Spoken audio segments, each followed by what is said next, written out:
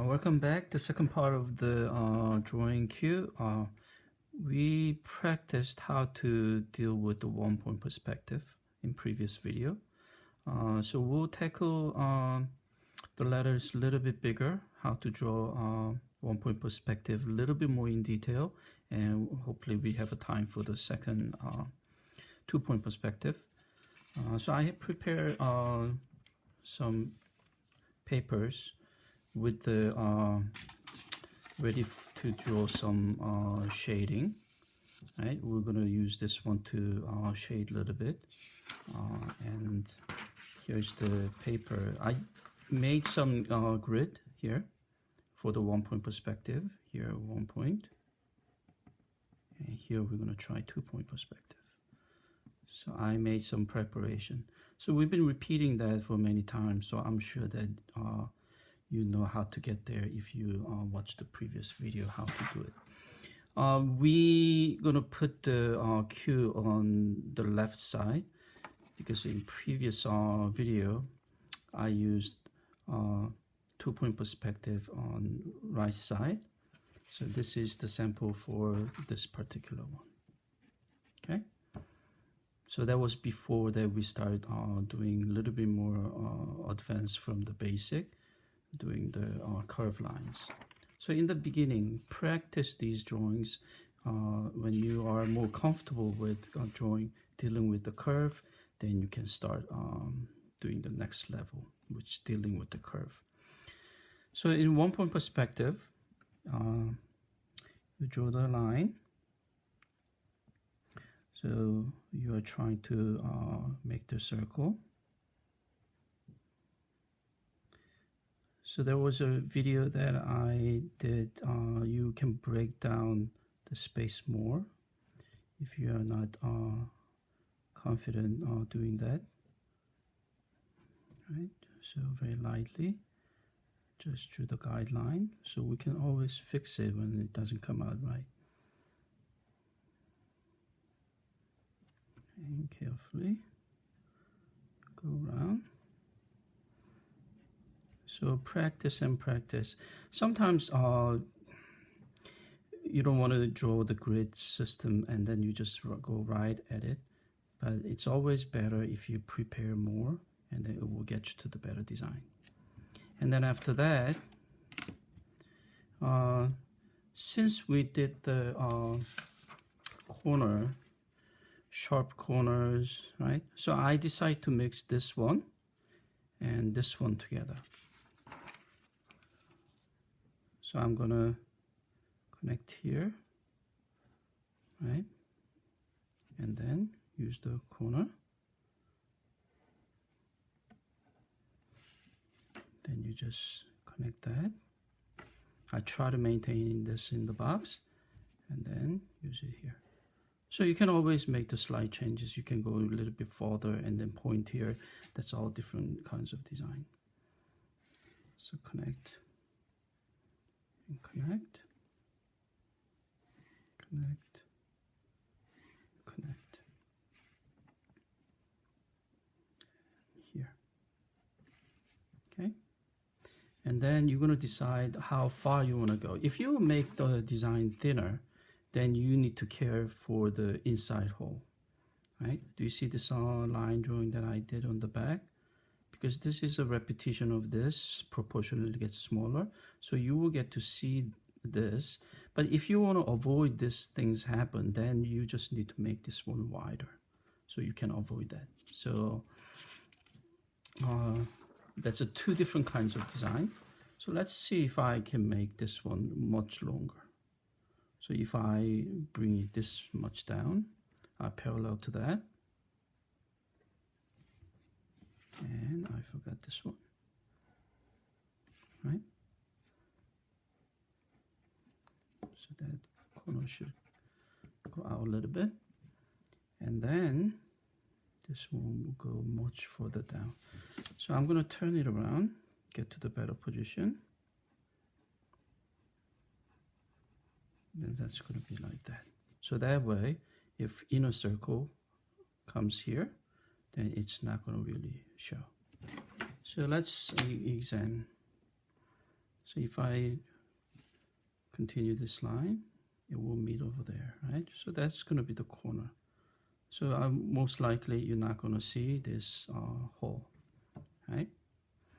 And let's move on to two-point perspective. I already drew the 4 sections because we're going to deal with the 4x4. So I already have a middle line going through. So I'm just going to connect this corner to there.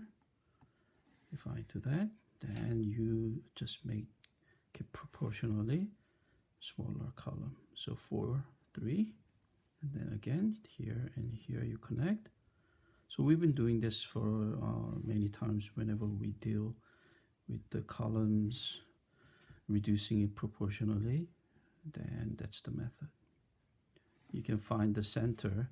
If this one is not the center, if you happen to have a different number of the boxes, all you have to do is draw the X inside of this column and then use that to find the center. All right, so 1, 2, 3, 4 column. So here you start drawing the circle.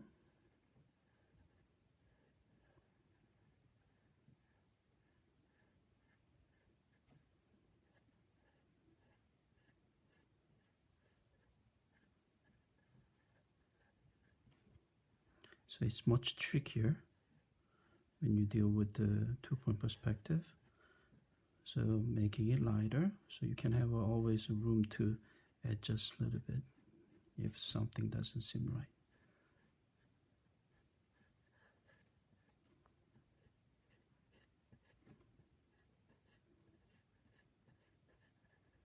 Okay, so maybe that will go in a little bit more. After that, this will be going to there, and then that will go to the about the center of there. Right, remember center of this and center of that. So it could be just tilted a little bit more, but that's okay. And then I'm just going to connect this too, and then connect that. After that, you want to start connecting this to vanishing point. Let's say let's make it a little bit more dramatic, maybe here, so more stiff. There. Go. There we go. And let's cut this much. Right. Then this side will go in. Then remember there's a circle just like this one, proportionally smaller, and going around, and then it's going to be meet there. Okay. Right. And then you highlight those lines. Okay. So that's how to do Q in two-point perspective and one-point perspective. So basically these are about the same size. So if you have a Q, you just turn it this angle, and then it's going to be looking like this. Right? It's all matter of the eye level and the angle that you are looking at the object. So if we do a little bit of shading, so I did a little bit here. So make sure that if you want to emphasize this one coming out, then you really want to make this part darker. So you want to use the light source coming from there, light source. Right? So bring it to the way that you can comfortably shade.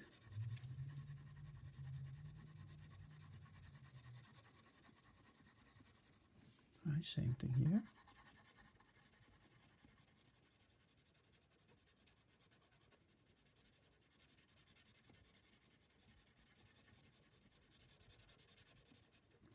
And you can use different angles if you want.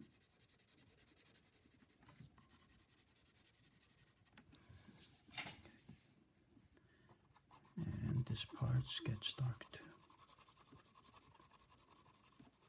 You can make it a little bit lighter than the circular parts here, so you can pop up. And then this inside will be much darker overall.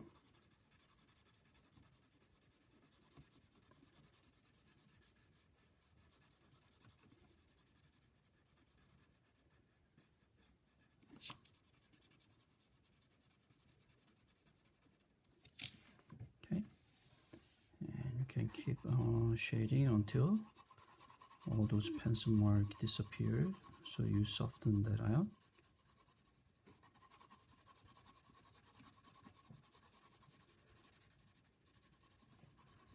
I know you really want to smudge and use the blending stick to making it softer, but if you want to train your hand to deal with the lines better, then try to make everything without using the blending stick. Okay, same thing here. So light is coming from front, top front, then inside here will be dark. Again, keep moving around to get to the better position, and all the bottom will get darker.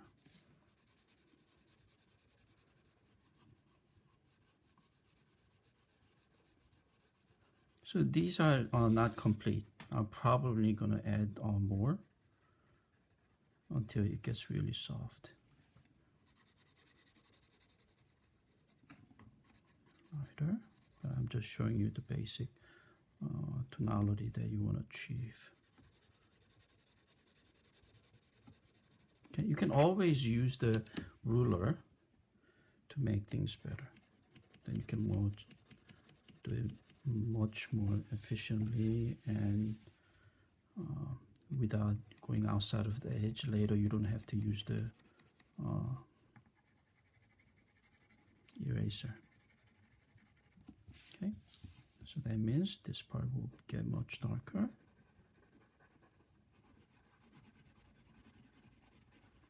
And then as it goes further away, you can release it a little bit to making it lighter if you want. So there are so many different ways of shading things.